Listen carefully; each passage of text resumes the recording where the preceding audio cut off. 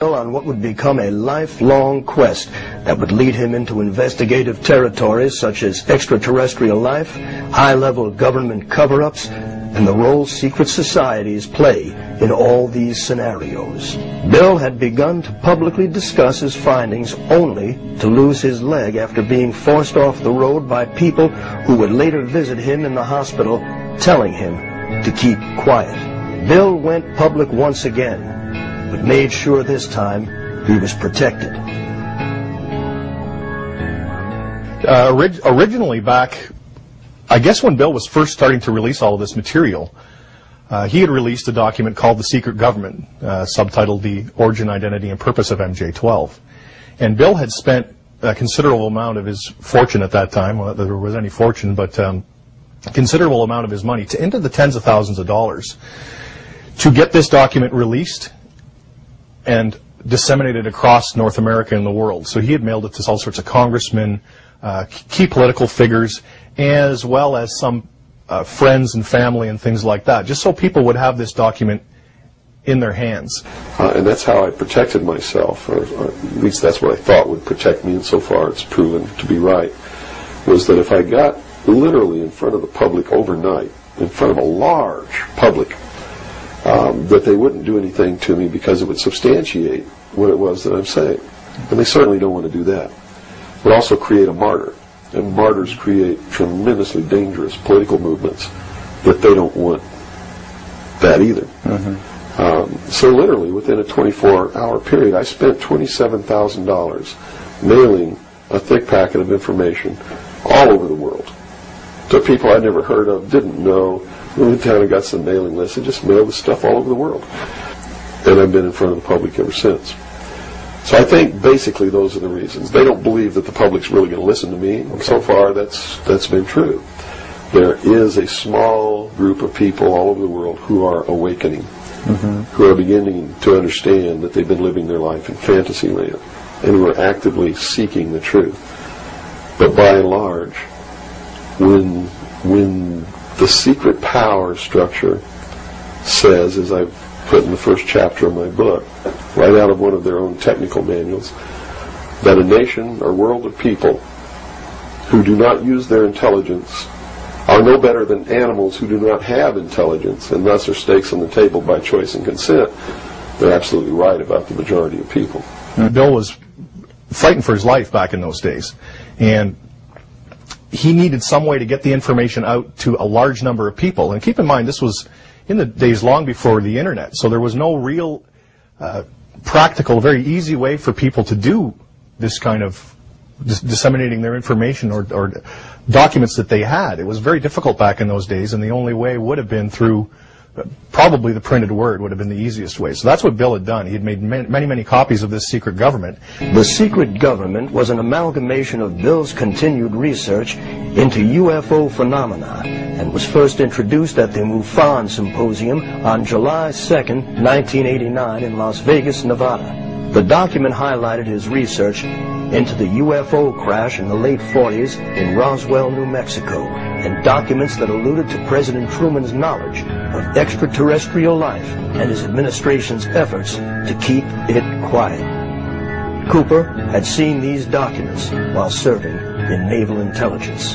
But eventually, when they began to have confidence in me, I began to see things coming across my desk that were just absolutely incredible.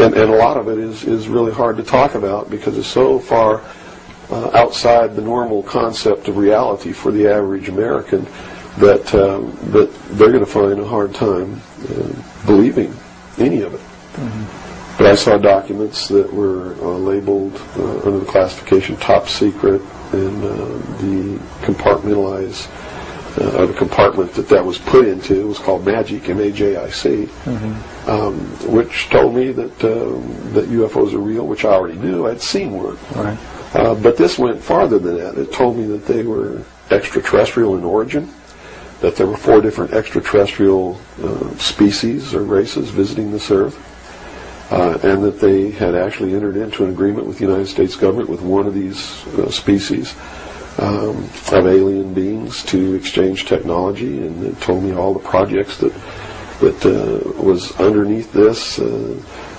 Project Red Light was actually the testing of extraterrestrial craft. Project Plato was a diplomatic project. Pounce was the recovery of technology. Pluto was the application of that technology to our own secret space program, not the public space program. There are two different space programs.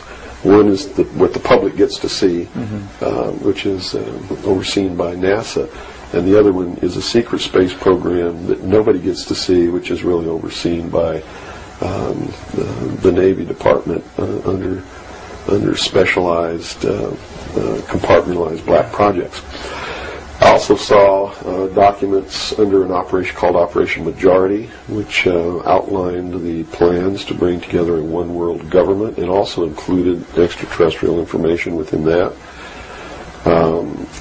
Project Grudge, which was the second project. First was Sign, and then Project Grudge, which contained all of the extraterrestrial information up to a certain point. I forget the year cutoff.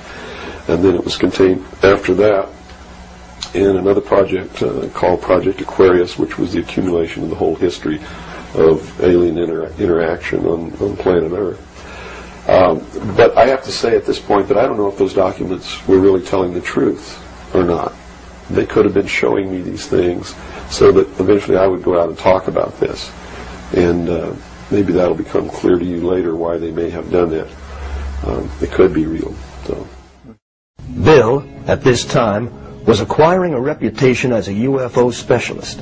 Unlike others in the movement at that time, Bill's credibility was unique because of his experience in naval intelligence. In the late 1990s, however, Bill reconsidered much of what he was saying, as his research led him to believe the technology he and others were witnessing may have been the creation of our own government, created and tested in areas such as the infamous Groom Lake, Area 51 in Nevada, where Bill filmed his documentary, Project Red Light. Bill was actually the first one to go to Area 51 and start filming some of these UFOs or alien spacecraft, whatever they may have been.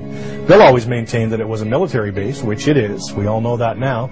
In the early days, the U.S. military refused to even acknowledge it existed until Bill Cooper got a satellite photograph from the Russians, which proved it existed. We could see the landing strips, all this kind of stuff, and clearly there was some sort of infrastructure there. There were buildings, and something was happening.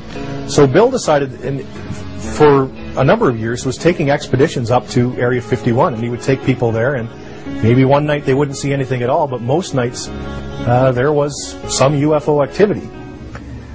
Doyle Shamley, a Gulf War veteran and Army reservist, had paralleled Bill's quest for answers. The two met at a research conference Doyle had been arranging, and soon the two became tight research allies. Doyle would eventually leave the reserve and join Bill in Arizona to conduct full-time research up until Bill's death. Then he realized his research at the time was heavily with Lars Hansen and many of them in the UFO realm. And he realized that most of them, and a lot of them upon admittal, and I have the documents, admitted to working for, either in the past or still being on CIA payroll. And he exposed them heavily, speaking engagements, and accused them of falsifying facts, as they called them, to steer people away from an eventual finding out of all the facts and send them down all these wild goose chases. Now, in all the history of the world, folks, if we were really being visited by extraterrestrial life, don't you think we would have found one by now? Don't you think so? And how come the government always gets there first? It's podunk time. It's in the middle of nowhere. There's a farmer milking his cow, a flying saucer crashes, and the government gets there before he can get from his cow to the crash site.